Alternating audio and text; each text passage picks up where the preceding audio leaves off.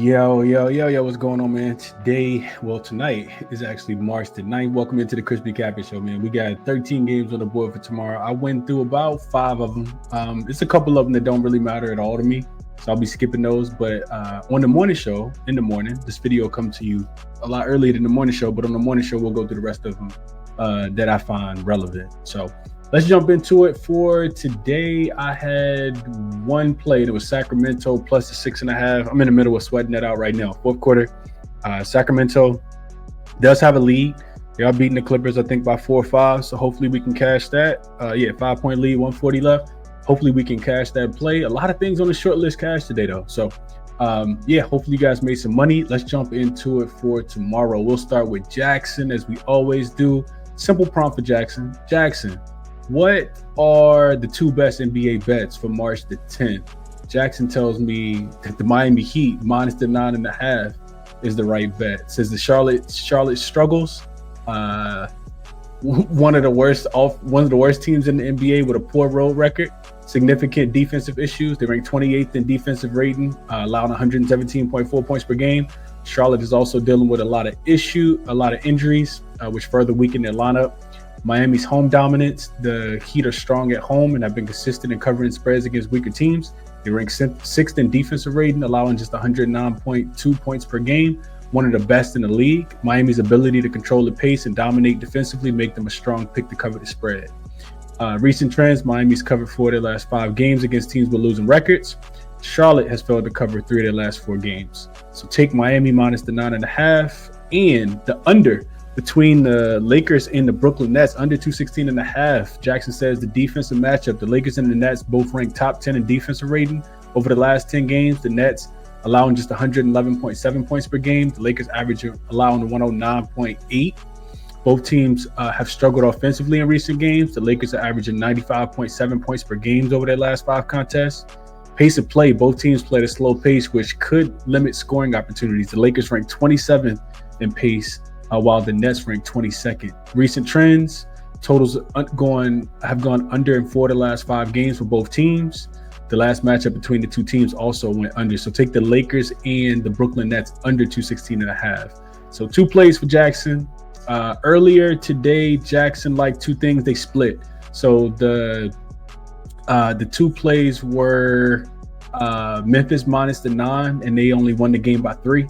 And OKC minus the 7.5 was a winner. So jaXon split today, but that's what jaXon's liking for tomorrow. So I don't know if I can get behind the Heat, but I went through a couple games. Let's go through the ones I did go through. So the first one is the Lakers and the Nets, and there is some injury implications in this game. We got a couple people on the injury report here for the Lakers. So we'll start with LeBron James, of course, is out.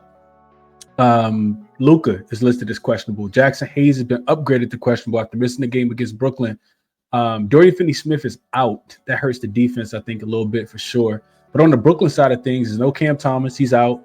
Cam Johnson should be back. And then Trenton Watford is out as well. We know that this is not a good Brooklyn defense. And jaXon was right. When these 2 teams played earlier, 102 to 101. Of course, that was a different Lakers team. They were laying 9.5 points in that game. They only won the game by 1. And it did go under the total of 216, which is right where this total is right now. So situationally, without LeBron, coming off the loss against the Boston Celtics, they do have 2 days of rest after this game to do the Lakers before playing in Milwaukee against the Bucks. They're still 8-2 straight up and 7-3 against the spread in their last 10 games. 9 of their last 10 have actually stayed under the total as well. Lakers have been playing really good defense. The Brooklyn Nets have been not good. 2-8 straight up, 4-6 against the number. They've lost 7 in a row. Only 1-4 against the spread in their last 5. First leg of a back-to-back. They got the Cavs coming to town tomorrow. So if Luka plays in this game, I was going through and just kind of looking at some metrics. The Lakers are actually, it's a small sample size, but the Lakers are actually a plus 18 in net rating with Luka on the floor and LeBron James off the floor. It's only a 108-minute sample, so not a lot of minutes, but yeah, I mean, I think the Lakers continue to roll here.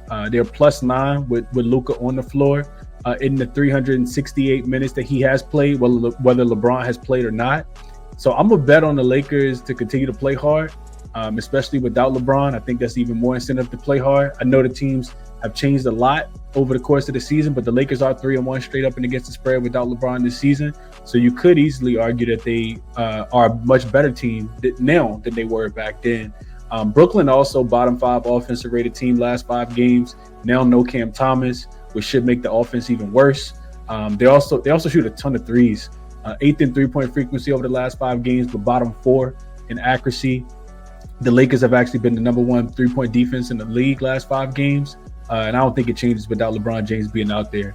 Also, Brooklyn, 21st in pace last 5 games. Lakers 29th in pace, so playing at the second slowest pace. This line opened at 5.5, is up to 6 now. It's Lakers -6 or potential Brooklyn team total under. I kind of want to see what happens with Luka. Last thing I wanted to mention, the Lakers are actually shooting a lot of threes recently. Last 5 games, they're actually 3rd in 3-point frequency. Brooklyn has been the 2nd worst 3-point defense over the last 5 games. So if the Lakers get hot, this one could get ugly. I think I would look a little bit more towards an under, a Brooklyn team total under, or Lakers on the spread in this game. And we'll see where the line goes. I kind of want Luka to be rolled in, though, before I play it. And I do think that he's going to play. I just don't like playing the numbers early. All right, so next one. Let's move over to the next one. We got the 76ers and the Hawks. Philly is getting 8.5 points as a road dog here. This total opened at 228.5, and it's up to 230. And I think a big reason is because Tyrese Maxey has been upgraded. So Philly played tonight. They won but didn't cover against the Utah Jazz. So second leg of a home road back-to-back for them. They fly to Atlanta tonight, probably get in super late. Krejci is on the report. He's been upgraded to questionable for the Atlanta Hawks. And Trae Young is actually listed as questionable, which is different because Trae Young is typically last like 7 or 8 games. It feels like he's been more probable than questionable. So with Trae Young really listed as questionable, that makes this one difficult to play. If Trae Young plays, though, I do think that the Hawks, even though I don't like laying points with them, are the right side in this game. I think they're 5-10 against the spread as a home favorite this season. So you don't really want to lay a lot of points with the Hawks. You typically want to get them as a dog, and that's what close to a pick, and that's what you've been able to do the last couple games. They are coming off back-to-back wins against the Indiana Pacers, and they've beaten the 76ers twice already this season. They covered the last 2 spreads, and the last 5 have actually gone up and over the total. So I kind of like over. I kind of like Hawks. I don't think I'll probably just play a Hawks team total over. Don't really want to lay too many points with the Hawks. So I'm looking at Philly, second leg, like I said, of a home road back-to-back. This season, they're only 2-9 straight up, 4-7 against the spread on the second leg of back-to-backs. They've actually failed to cover 3 straight in this spot. If they're playing unrested and on the road, they're 1-5 straight up and against the spread. They also just 1-9 straight up and 2-8 against the spread in their last 10 games. They failed to cover the last 4. So not a team you want to be betting on right now. 76 is just burning all their backers' money right now. Now, Atlanta, they got 1 extra day of rest, 4th straight home game. They've covered, like I said, back-to-back against the Pacers. No look-ahead spot because they get Tuesday off, and then they got the Hornets coming into town. So no look-ahead spot at all. Don't even have to travel. And when you start looking at the matchups, Atlanta runs a lot of pick and roll. Pretty much, the 76 is pretty much the worst team guarding the pick and roll on the season. Should lead to a lot of points and a ton of assists for Trae Young, and probably at the rim. Atlanta is number 1 in points scored last five games in the paint, and it's not even close. They're averaging 66 points per game in the paint. The Atlanta Hawks are. The Pelicans are actually second at 61 per game. So about 5 more points between first and second place. And you got a Philly team that's been horrible with limiting them. Philly, bottom 10 last 10 games and bottom 10 last 5 games as far as points in the paint allowed to their opponents. So I do think that Atlanta should be able to score it well. This game will be Atlanta for me. Like I said, I don't really like laying points with them because they're only 5-10 against the spread as a home favorite. But I know I don't want anything to do with the 76ers. So we'll see what happens with the injury report. Kind of want to see if Maxey plays. That means a lot. And, of course, it means a lot if Trae Young is going to be in or not as well. So if both of them play, I think you like the over, right? Atlanta also bottom 5 defensive rated team last 5 games. With how poor they've been defensively, especially guarding the 3-point line, last in opponent 3-point accuracy. I do think that Philly should be able to score the basketball. It should be played really, really fast. I think Atlanta probably paces up the 76ers, and this game is played really fast as well. So if both play, I like the over. It's moved already from 228.5 up to 230. If Maxey doesn't play, I like Atlanta team total up and over 118.5. And if Trae doesn't play, I'm probably just off the game in general. So we'll see what happens. I hate that the injury report is so manipulative right now, but just the way it is, man. Just the way it is. All right. So next game up, Jazz and Celtics won't be on this one long. We got a Utah, so we start with the injury report. No idea what Utah is going to do. They have been resting their starters over the last handful of games, last 3 or 4 games. So Lauri Markkanen hasn't played. Walker Kessler's played a couple. John Collins hasn't played. Jordan Clarkson, Colin Sexton have all been rolled out recently. No idea if they're going to play tomorrow or not. So the Jazz, got to check the injury report for them. On the Celtics side of things, I could see them giving a couple guys a night off in this spot. They got Horford listed as questionable. Porzingis is doubtful with the illness that kept him out of the Laker game. And then as Zach LaVine misses the game-winning shot, and now we got to go to overtime. Oh, man, that really sucks. I just need the game to end so the Kings don't lose by 7. But anyway, neither here nor there, man. I'm just trying to multitask here. So we got Porzingis on the injury report is doubtful. Tatum is actually listed as questionable. So I do think you got to wait on the injury report, like I said, for Utah. Boston has beaten this Utah team 4 of the last 5. They've covered the last 2. This is the first meeting of the season between the two teams. The Jazz on the second leg of a road back-to-back. 3rd game in 4 nights. 4th in 6 nights. 7th game in 11 nights. This is typically a spot where you run out of gas. But we'll see if the Jazz actually play their players. They're only 2-8 straight up. Losers of 5 in a row after losing to Philly tonight. They have covered 6 of their last 10, though. And this is the 4th of a 5-game road trip for them. On the Boston side of things, they've been playing really good basketball. 8-2 straight up, 7-3 against the spread. They beat my Lakers on Saturday night in the ESPN game. You could say, that was you could say this is like a sandwich spot for them because you beat the Lakers, which I'm pretty sure they were looking forward to that game. Now you got the Utah Jazz, which you're not looking forward to at all, laying 17 points. And you got the rematch coming up with the Oklahoma City Thunder on Wednesday. They'll be at home. They did lose that game earlier this season. I'm pretty sure they're watching what OKC is doing out west after they beat Denver today. This is the 6th straight home game for the Boston Celtics. So wouldn't surprise me if they rested anyone in this game. Everything to me in this game screams Peyton Pritchard up and over his points prop. It also screams just Boston should be able to score probably team total over 129.5. Right now, I think the current team total is 121.5. I think they should be able to score at will. We'll see if Utah plays their guys or not, but Boston, they run a lot of ISO, more than any other team in the NBA. Utah is the worst defense guarding isolation. Boston also shoots, of course, a ton of threes, and the Jazz defense hasn't necessarily been the worst from the three-point line, but I do think that Boston can score on anybody. Like their three-point shots will start to fall, and, it's just a mirage, and that leads to Peyton Pritchard up and over his points prop. So Boston team total 121 seems like a discount. They average, Utah is actually giving up an average of north of 122 per game since the All-Star break. So I think Philly got there tonight. So that's probably the way that I would look in this game. But I do kind of want to wait on the injury report and see what happens with Utah. See what happens for Utah in this game. So we'll see what happens. Next game up, last game I want to go through tonight is the Orlando Magic and the Houston Rockets. So this spread opened with Houston laying 4, and it's up to 5 now. I'm trying to figure out why. I know that the Orlando Magic haven't necessarily been the best on the road. They're only 12 and 19 against the spread on the road. Only 1-4 ATS in their last 5. But they are coming off a really big win against the Milwaukee Bucks a couple nights ago. And maybe sometimes when you can't win at home, which they were, losing games left and right at home, maybe that's what you need is to get out on the road. So I think it, has done them well. Also, they got 2 days off after the game before they play against the Pelicans. So I kind of feel like Houston, I feel like Orlando can keep this game within the number, and it could be a potential 1-possession game. So a couple things that make me kind of look that way, and it's not really the numbers. It's more of like just an eye test. I watched Houston, just beat up on the Pelicans 2 times in a row. I mean, that was pretty easy. But Orlando's a much better rebounding team. Like they're not going to take it as easy. And you look at the injury report, Amen Thompson did sprain his ankle. He's going to be out, I think, 10 to 14 days. Got no Reed Shepherd. And Fred VanVleet has been upgraded to questionable. We'll see if he actually plays. But if he does play, I think Fred VanVleet will be a little